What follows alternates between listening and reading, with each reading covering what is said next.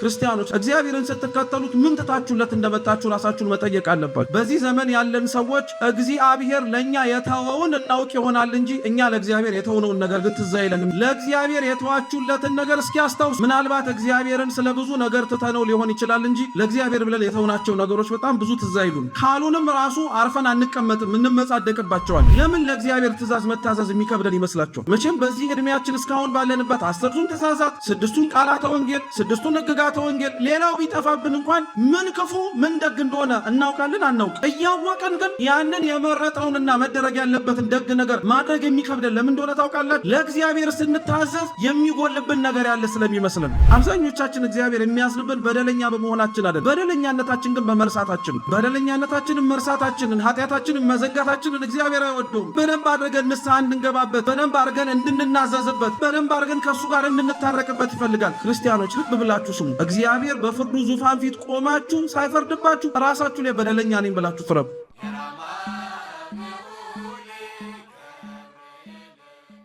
በስመ አብ ወወልድ ወመንፈስ ቅዱስ አሃዱ አምላክ አሜን። በስመ አብ ወወልድ ወመንፈስ ቅዱስ አሃዱ አምላክ አሜን። ክርስቶስ ተንሥአ እሙታን አሰሮ ለሰይጣን ሰላም ሆነ።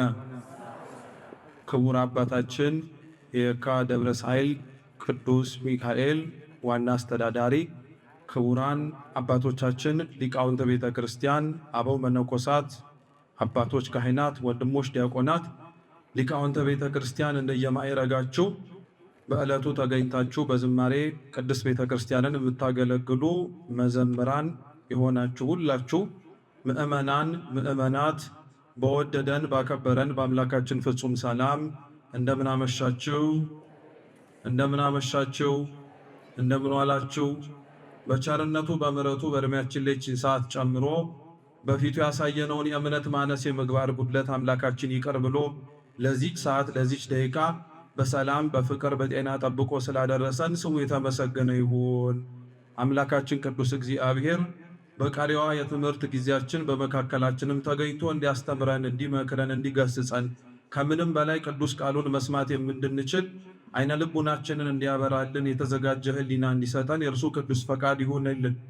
እንደ እግዚአብሔር ቅዱስ ፈቃድ ባለችን አጭር ደቂቃ በተሰባሰብንበትም ዓላማ ምክንያት አድርገን እንደ እግዚአብሔር ቅዱስ ፈቃድ መዝሙረ ዳዊት መዝሙር 22 በቅንፍ 23ም ጭምር ላይ ተጽፎ በሚገኝ የመጽሐፍ ቅዱስ ክፍለ ምንባብ መነሻነት እንማራለን። ሁላችሁም ይህንን ቅዱስ ቃል ጥቅሱን እና ቁጥሩን አትወቁት እንጂ ቃሉን ግን በየዕለት ተዕለት ሕይወታችሁ ላይ ተጽፎም እናንተም ጭምር ደግሞ ተናግራችሁትም ስለምታውቁ አብረን እንነዋለን። እስቲ እግዚአብሔር በሉ በሉ እንጂ እረኛዬ ነው የሚያሳጣኝ የለም። እስኪ ድገሙት። እግዚአብሔር እረኛዬ ነው የሚያሳጣኝ የለም። እስኪ ሶስተኛ ድገሙት። እግዚአብሔር ምኔ ነው ምን የሚያረገኝ የለም። በዚህ ኃይለ ቃል በዚህ ተጽፎ በሚገኝ በመዝሙር ቃል መነሻነት እንደ እግዚአብሔር ቅዱስ ፈቃድ በቸርነቱ እንማራለን። እንዲያስተምረን፣ እንዲመክረን፣ እንዲገስጸን የእርሱ ቅዱስ ፈቃድ ይሁንልን። እንደ ቅድስት ቤተ ክርስቲያናችን አስተምህሮ የአብይ ጾምን ጨርሰን በዓለ ትንሣኤን ማክበር ከጀመርን ዛሬ እሁድ 6ኛ ሳምንታችን ነው። በዚህ በ6ኛ ሳምንታችን ልክ እንዳለፉት ሳምንታት ሁሉ ቅድስት ቤተ ክርስቲያናችን የጌታችን የመድኃኒታችን ኢየሱስ ክርስቶስን ከሙታን መካከል መነሳት በማሰብ ሳምንታቱን ራሳቸውን ችለው የሚነበቡ ራሳቸውን ችለው የምታስተምራቸው መሰረታዊ ትምህርቶች አሏት። እንደምታውቁት ከጌታችን ከኢየሱስ ክርስቶስ ትንሣኤ ቀጥሎ ያለው ሳምንት ዳግም ትንሣኤ ብለን ነው ያከበርነው ነው አይደለም? ከዛም በኋላ ያሉት ሳምንታትን እያንዳንዱ ሳምንት ላይ ስለ ጌታችን ስለ ኢየሱስ ክርስቶስ ትንሣኤ የሚያያዙ ርዕሰ ጉዳዮች እየተነሱም ተምረናል። ይህ አይነቱ የቅድስት ቤተ ክርስቲያናችን ትውፊት በሀገራችን በኢትዮጵያ ብቻ ሳይሆን በመላው የኦርቶዶክስ ተዋሕዶ ቤተ ክርስቲያን አማንያን ከጌታችን ከኢየሱስ ክርስቶስ ትንሣኤ በኋላ ያሉ ሳምንታት ራሳቸውን ችለው ሳምንታቱ የተለያዩ መጽሐፍ ቅዱስ ላይ ተጽፈው የሚገኙ ታሪኮች እንደ ማስታወሻነትና እንደ ማስተማሪያነት እየተጠቀሙ ያስተምሩበታል። እንደዚሁ መንገድ ታዲያ አሁን ያለንበት ስድስተኛው ሳምንት ዛሬ ያለንበት ማለት ነው አምላካችንና መድኃኒታችን ልዑል እግዚአብሔር ለሊቀ ሐዋርያት ለቅዱስ ጴጥሮስ በሐዋርያው በቅዱስ ዮሐንስ ወንጌል ምዕራፍ 21 ከቁጥር 15 ጀምሮ ተጽፎ እንደምናገኘው የባላደራነትን ጠቦቶቹ፣ በጎቹ፣ ግልገሎቹ የተባሉ ለእግዚአብሔር ገንዘቡ የሆኑትን ነፍሳትን እርሱም መጠበቅ እርሱም ማሰማራት እንዲችል ኃላፊነት የተሰጠበት የመጠበቅ ቀን ነው። የምን ቀን አልኳችሁ? መልሱ እንጂ።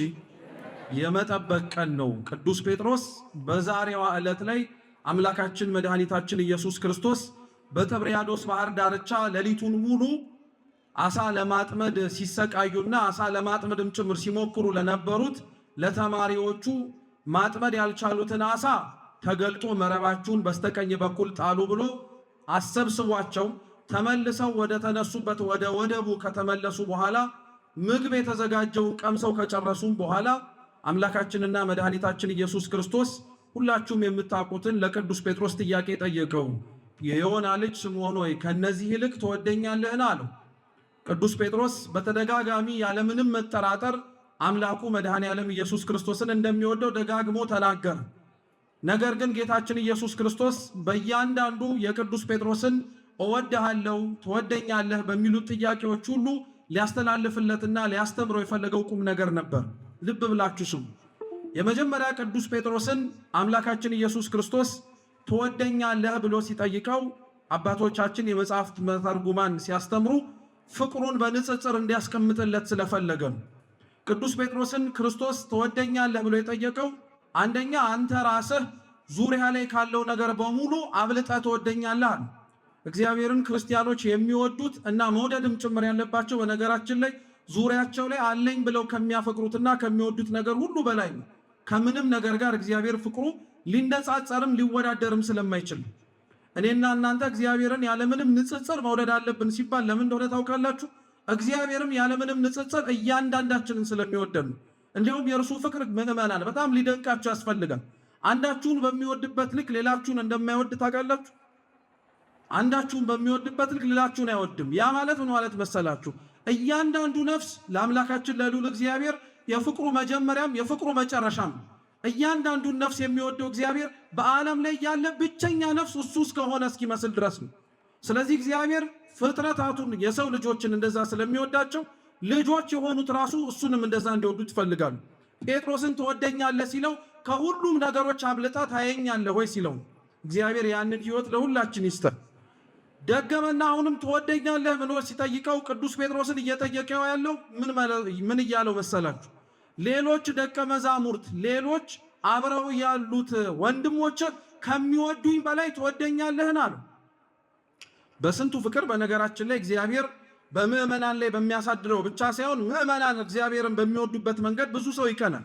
ቤተ ክርስቲያን ሄዳችሁ ሰዎች እንባቸውን ሲያፈሱ ስለ እግዚአብሔር ፍቅር ለመናገር ቃላት አጥሯቸው ሲቃ ሲተናነቃቸው ስታዩ አንዳንዶቻችን እንባችን ደርቆ አንደበታችንም ጭምር ስለ እግዚአብሔር ለመናገር ተከፍቶ ስናይ ሌሎች የሚሰማቸውን የጠለቀ ፍቅር እኛ ግን ሳናስተውለው ስንመለከት ምን አለ እግዚአብሔር እንደዚህ በእንባ ስለሱ በሚናገሩት ደማቸውን እንዳፈሰሱለት ቃላት አጥሯቸው ዝምታንም ጭምር እንደመረጡ አይነት ሰዎች መውደድ ብችል ማፈቀር ብችል ብለን እንጠይቃለን። ጌታችን መድኃኒታችን ኢየሱስ ክርስቶስ ቅዱስ ጴጥሮስን የጠየቀው እንደዛ ነው። ሌሎቹ በምን ያክል መጠንና በምን ያክል ሁኔታ እንደሚወዱት ያውቃል። አብዛኞቹ ሐዋርያት አባቶቻችን እግዚአብሔርን መውደዳቸውን ያሳዩት ያላቸውን ነገር በሙሉ ጥለው በመምጣታቸው ነው። ሁሉም ያለውን ጥሎ ነበር የተከተለው። ራሱ ቅዱስ ጴጥሮስን ጀምሮ በትንሹ ካለችው መርከቡ በትንሹ ካለችው መረቡ ጀምሮ እነ ናትናኤል ዕውቀታቸውን ተከትለው አልሄዱም ነበር፣ ጥለው ነበር የተከተሉት። እነ ቅዱስ ማቴዎስ ክርስቶስን ሲከተሉት ራሳቸውን መተው ብቻ አይደለም ሀብት ንብረታቸውንም ጭምር ረስተው ነው የተከተሉት። ክርስቲያኖች ለራሳችሁ ሁሌ መጠየቅ አለባችሁ። እግዚአብሔርን ስትከተሉት ምን ትታችሁለት እንደመጣችሁ ራሳችሁን መጠየቅ አለባችሁ። ለነገሩ ቅዱስ ዮሐንስ አፈወርቅ ምን ይላል? በዚህ ዘመን ያለን ሰዎች እግዚአብሔር ለኛ የተወውን እናውቅ ይሆናል እንጂ እኛ ለእግዚአብሔር የተወነውን ነገር ግን ትዝ አይለንም ይላል። ይቀጥልና ራሱ ቅዱስ ዮሐንስ አፈወርቅ ምን ይላል? ለእግዚአብሔር የተዋችሁለትን ነገር እስኪ አስታውሱ ብሎ ይጠይቃል። የእኛን ሕይወት የአብዛኞቻችንን ግን ስትመለከቱት ክርስቲያኖች ምናልባት እግዚአብሔርን ስለ ብዙ ነገር ትተነው ሊሆን ይችላል እንጂ ለእግዚአብሔር ብለን የተውናቸው ነገሮች በጣም ብዙ ትዝ አይሉን። ካሉንም ራሱ አርፈን አንቀመጥም፣ እንመጻደቅባቸዋለን። ስለዚህ እያንዳንዱ ሁሉም ሰው ትቶ የመጣው ነገር ነበረ። ቅዱስ ጴጥሮስን ጠየቀው፣ ትወደኛለህ ሲለው እነዚህ ሁሉን ጥለው ተከትለውኛል፣ ይወዱኛል፣ ከነሱ በላይ ትወደኛለህን አሉ። ቅዱስ ጴጥሮስ በተደጋጋሚ አወድሃለሁ የሚለውን መልስ ከሰጠው በኋላ በመጨረሻ ግን ጥያቄው ሲደጋገምበት እንደምወድህ ማን ታውቃለህ አለው። አንተ ታውቃለህ አለው። አላዋቂነቱን እንዲያውቀው ነው ቅዱስ ጴጥሮስ ይላል ቅዱስ ጎርጎርዮስ። አላዋቂነቱን እንዲያውቀው ከእውቀት ከፍሎ እንደሚያውቅ የሰዎችን የፍቅራቸውን ልክና ጠረፍ ጥግ ሊያውቅ የሚችለው እግዚአብሔርን የሚወዱትን የልባቸውን ጥልቀትና ስፋት ማወቅ የሚችለው የምዕመናንን ማን ብቻ ነው? እግዚአብሔር ብቻ ነው። እናንተ እግዚአብሔር እንዴት እንደምትወዱት የሚያውቀው ማን ብቻ ነው? እግዚአብሔር ብቻ ነው። ምን ልታረጉለት እንደምትችሉ እስከ ምን ደረጃ ጥግ ድረስ ልትሄዱለት እንደምትችሉ የሚያውቀው እግዚአብሔር ብቻ ነው። ቅዱስ ጴጥሮስ ግን በስጋዊ አስተሳሰቡ እስከ መጨረሻው ድረስ እንደሚወደው አጽንኦት ሰጥቶ ሲናገር ጥያቄው ሲደጋገምበት ማስተዋል ወደ ልቡ ተመልሶ ሲመጣ ግን ምን ብሎ ተናገረ? እንደምወደው ማን ታውቃለህ?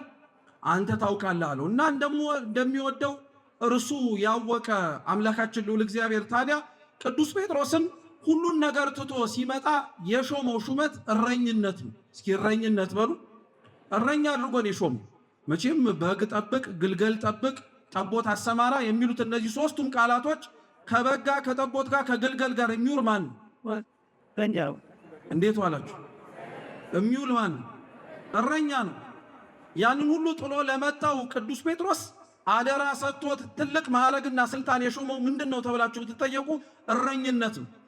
የቅዱስ ጴጥሮስ እረኝነት ግን እኛ እንደምናውቀውና ሌሎችም ሰዎችም ጭምር እንደሚጠብቁት አይነት እረኝነት አልነበረም። ክርስቶስ በበጎቹ በጠቦቶቹና በግልገሎቹ ላይ ሾሜሃለሁ ሲለው ምድራውያን በጎች እንደሚጠበቁ ምድራውያን በጎችንም እንደሚጠብቁ እንደ እረኞች አልነበር። በጎች፣ ጠቦቶች፣ ግልገሎች ተብሎ የተጠቀሱት ምዕመናን እኛ ነን። በእኛ ላይ ነው እግዚአብሔር አምላክ የሾሙ። በእኛ ላይ ነው ማዘዝን መናዘዝን እንዲችል ስልጣንን የሰጠው። ዛሬም ድረስ በእኛ ላይ ማዘዝን መናዘዝን ስልጣን ሰጥቶ ከኛ ከመካከላችን ዘወትር እንዳለ እግዚአብሔር የምናውቀው ልክ እንደ ቅዱስ ጴጥሮስ የሰጠውን እረኝነት በሰጣቸው በአባቶቻችን ካህናት ቤተ ክርስቲያንን ጌታችን ኢየሱስ ክርስቶስ ከእርገቱ በፊት ለሶስት ነገር አሳልፎ እንደሰጣት ማወቅ አለባችሁ። መጀመሪያ የመሰረታትን በደሙም ጭምር የዋጃትን ቅዱስ ቤተ ክርስቲያን እግዚአብሔር አምላክ አደራ አድርጎ አሳልፎ የሰጠው ለቅዱስ ሥጋውና ለክቡር ደሙ ነው። እየሰማችሁ ነው? ለማና ለማ? ኧረ መልሱ። ለማና ለማ? ለቅዱስ ሥጋውና ለክቡር ደሙ። ቤተ ክርስቲያን ውስጥ እግዚአብሔር እንዳለ የምታውቁት እስካሁን ድረስ ጥሎን እንዳልሄደ አምላካችን የምትረዱት ትላንትና የሰጠው ቅዱስ ሥጋና ክቡር ደም ዛሬም ጭምር ምን ሲደረግ ስለምታዩት ነው። ሲዘጋጅ ሲሰጥ ምዕመናን ሲቆርቡ ስለምንመለከቱ። ሁለተኛው እግዚአብሔር አምላክ ለቅዱስ ቤተ ክርስቲያን ትቶላት የሄደው እግዚአብሔርም ጭምር ከኛ ጋር እንዳለ እንድናውቅ ጠባቂያችን እንዳልተለየን የምናውቀው በመንፈስ ቅዱስ ነው። በማን አልኳችሁ? በመንፈስ ቅዱስ ነው። ዛሬም ድረስ ቅዱስ ቤተ ክርስቲያን የመንፈስ ቅዱስ ሙቀት አልተለያትም። ዛሬም ድረስ ካህናት ይወጡባታል። ዛሬም ድረስ ዲያቆናት ይሾሙባታል። ዛሬም ድረስ ሊቃነ ጳጳሳት ይፈሩባታል። እንደ ቀላል አትመልከቱት ክርስቲያኖች። ይሄ እያንዳንዱ የሚደረገው በቤተ ክርስቲያን የሚፈጸሙ ምስጢራት በመንፈስ ቅዱስ የሚፈጸሙ እንደመሆናቸው እግዚአብሔር ትቶን እንዳልሄደ ምስክሮች ናቸው እነዚህ። ሶስተኛው እግዚአብሔር አምላክ ትቶልን የሄደውና እሱም እየጠበቀን እኛም በሱ እየተጠበቀን እንደሆነ እንድናውቅ የሚያስችለን ደግሞ ቅዱስ ቃሉ ነው። እስኪ ቅዱስ ቃሉ በሉ። ቅዱስ ቃሉ ነው። ይሄንን ታዲያ ቅዱስ ቃሉን እግዚአብሔር ከኛ ጋር እንደሆነም ጭምር ምስክር እንዲሆነ እኛ ለትምህርታችን መነሻ አድርገን ያነሳውላችሁ የመዝሙረ ዳዊት ላይ ያለውን ጥቅስ ነው። እግዚአብሔር ምኔ ነው የሚል ምኔ ነው? እረኛዬ ነው የሚል። ይሄንን ቃል የተናገረው ልበ አምላክ ቅዱስ ዳዊት ነው። ቅዱስ ዳዊት ምናልባት እግዚአብሔር እረኛዬ ነው ብሎ በተናገረበት ቅጽበት ላይ እንደዛ ብሎ ለመናገር የቻለበት የትሕትናውንና ራሱን ዝቅ ያደረገበትን መንገድ ማወቅ ያስፈልጋል። ቅዱስ ዳዊት ይሄንንና ሌሎችንም መዝሙራትን በሚዘምርበት ጊዜ ላይ አንዳንዶቹን መዝሙራት የዘመረው ገና በእረኝነቱ ወራት እሱ ራሱ ከብቶችን እየጠበቀ በነበረበት ጊዜ ማለት ነው። አንዳንዶቹን መዝሙራት ደግሞ ቅዱስ ዳዊት የዘመራቸው በንግስና ላይ ሆኖ ቅዱስ ዳዊትን ከነበረበት ከትንሽነቱ አንስቶ ትልቅ ቦታ ላይ ያደረሰውን እግዚአብሔር ከቦታ ቦታ ሲለዋወጥ የእግዚአብሔር እረኛነት አልተለወጠበትም። አንዳንድ ሰው እግዚአብሔር አምላክ ከነበረበት ቦታ ላይ አንስቶ የለመነውና የፈቀደበት ቦታ ላይ ሲያወጣው ትላንትና እግዚአብሔርን የሚጠራበትን አጠራር ይለውጠዋል። ትላንትና እግዚአብሔርን የሚመላለስበትን መንገድ ይቀይረዋል። ትላንትና ከውድቀቱ አንስቶት ከፍ ያለ ወንበር ላይ ያስቀምጠውን እግዚአብሔርን እሱ ከፍ ያለ ወንበር ላይ ሲቀመጥ እረኛዬ ማለት ያፍርበታል። ቅዱስ ዳዊት ትላንትና በጎችን በመጠበቅ ያለማመደው እግዚአብሔር ዛሬ ለሕዝብ እስራኤል በሙሉ ሹም አድርጎ ንጉሥ ሲያደርገው የሚጠብቃችሁ እኔ ሳልሆን የእኔንም የሚጠብቀኝ እረኛዬ ማን ነው አላቸው? እግዚአብሔር ነው አላቸው። እረኛዬ እግዚአብሔር ነው። እግዚአብሔር ለሁላችንም ጭምር እረኛ ስለሆነ እግዚአብሔር እረኛዬ ነው አለ። የእግዚአብሔር እረኝነት ከሁሉም የተለየ እረኝነት። ለቅዱስ ጴጥሮስ እረኛ እንዲሆን ሲነግረው ራሱ ክርስቶስ መጀመሪያ እረኛ ሆኖ ነው። የሐዋርያው የቅዱስ ዮሐንስ ወንጌል ምዕራፍ 10 ላይ አምላካችን ልዑል እግዚአብሔር በገዛ አንደበቱ ሲናገር ሰምተነዋል።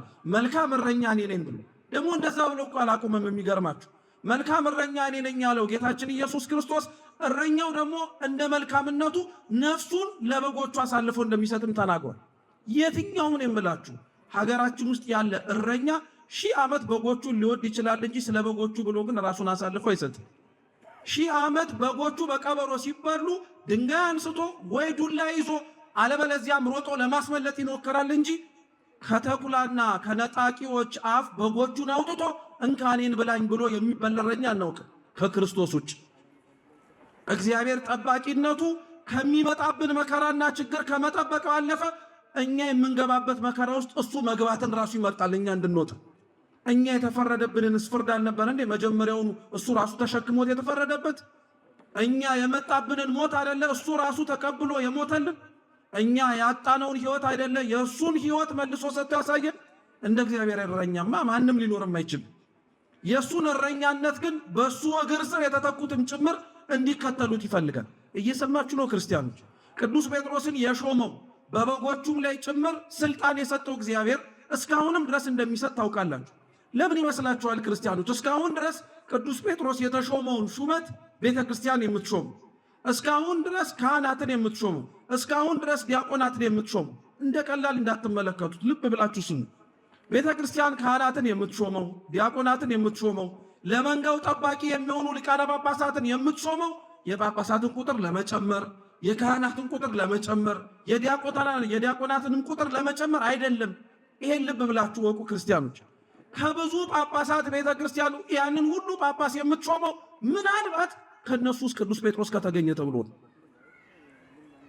ከነዛ ሁሉ ካህናት እግዚአብሔር አምላክ ካህናትን የሚሾመው ምናልባት ከነሱ መካከል ንጹሕ የሆነ ካህን ከተገኘ ተብሎ ነው። ልክ እንደ ቅዱስ ጴጥሮስ ከነዚህ ሁሉ ከተሾሙት ከሚሾሙትም ዲያቆናት እስካሁን ድረስ ቤተ ክርስቲያን ሹመቷን የማታቆመው ምናልባት ለቤተ ክርስቲያን ብሎ ድንጋይ የሚወረወርበት እስጢፋኖስ ይገኛል ብሎ ቤተ ክርስቲያን በቁጥር መብዛት ውስጥ፣ ቤተ ክርስቲያን በሹመት ብዛት ውስጥ፣ ቤተ ክርስቲያን በኃላፊነት ብዛት ውስጥ ተልእኳን አትረሳም። ክርስቲያኖች የእግዚአብሔር እረኛነትን የሚመስሉ እረኞችን እስከምታገኝ ድረስ ቤተ ክርስቲያን ሹመቷን አታቆምም። አንዳንድ ሰው እንደዚህ ብሎ ስለሚጠይቅ ነው። አይበቃንም ወይ ጳጳሳት? አይበቃንም ወይ ካህናት? አይበቃንም ወይ ዲያቆናት? ኧረ አይበቃንም።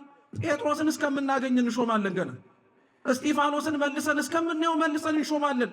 እንዲህ አይነቶቹ ናቸው ለቤተ ክርስቲያን እውነተኛ እረኛ ተደርገው ተሹመው በጊዜውም ጭምር ሆነው ለቤተ ክርስቲያን ይኖሩላት። ስለዚህ ራሱ እግዚአብሔር እረኝነትን አሳየው። እንዴት መጠበቅ እንዳለበትም ጭምር ያስተማረው ለልብ አምላክ ለቅዱስ ዳዊት እንዴት እንደሆነ ስለሚያውቀው ጠባቂነቱ በሱ ውስጥ ያለ ራሱ በሥጋ የሚያዩት ዳዊት ብቻ የሚጠብቃቸው ሳይሆን በዳዊት ላይ አድሮ ሕዝቡን የሚመራ በዳዊት ላይም አድሮ ሕዝቡን የሚያስተዳድር እግዚአብሔር እንደሆነ ስላወቀ እግዚአብሔር እረኛዬ ነው አለ። በጣም የሚገርማቸው የእግዚአብሔር እረኛነትን ቅዱስ ዳዊት ሲናገር ግን ቀጥሎ የተናገረው ነገር ነው። እስኪ የሚያሳጣኝ በሉ አይዟችሁ፣ የሚያሳጣኝ የለም። እስኪ ጥያቄ ልጠይቃችሁ፣ እረኛ ለበጎቹ የሚያሳጣቸው ነገር አለ የለም? የለም። አራስተውላችሁ መልሱ። እረኛ እኮ ነው ያልኳችሁ። መሬት ላይ የምታውቁት ከብት የሚያግደው እረኛ ለበጎቹ ምንም ነገር አይከለክላቸው፣ ምንም ነገር አያሳጣቸው፣ እንደፈለጉ ነው የሚያኖራቸው። አያረገውም፣ ማረግም አይችልም። ቁም ነገሩ ግን እግዚአብሔር በእረኛነቱ የሚያሳጣኝ የለም የሚለው አባቶቻችን ሲያስተምሩ ምን ብለው እንደተረጎሙት ልብ ብላችሁ ስሙ።